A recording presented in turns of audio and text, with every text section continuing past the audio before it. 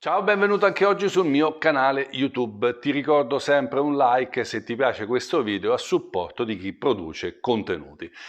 Giorni fa nella video legge sulle donazioni parte seconda vi avevo parlato della norma che era stata inserita nella recente legge finanziaria che aboliva l'obbligo della restituzione dei beni da parte di un terzo qualora un legittimario fosse leso dalla legittima in presenza di una donazione fatta in vita.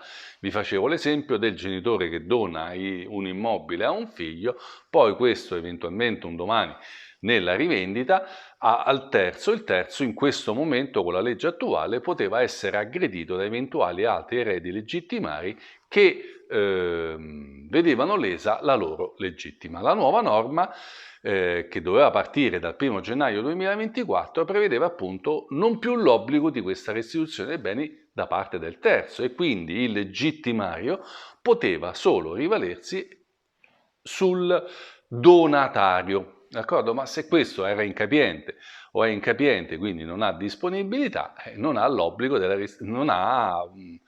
non ha nessun obbligo e quindi il legittimario leso rimaneva un po' con il cerino in mano, come dire.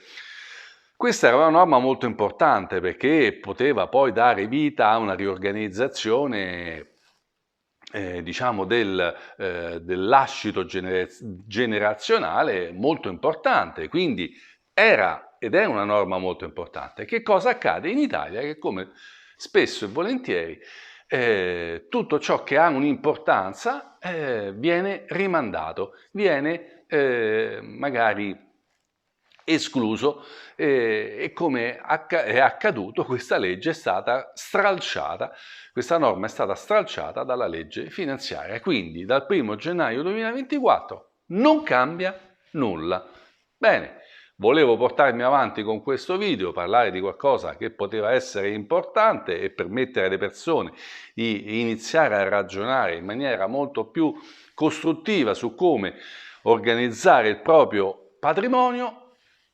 Non cambia nulla. Ritornati da capo, come nel gioco dell'oca, ritorna e passa, ritorna dal via.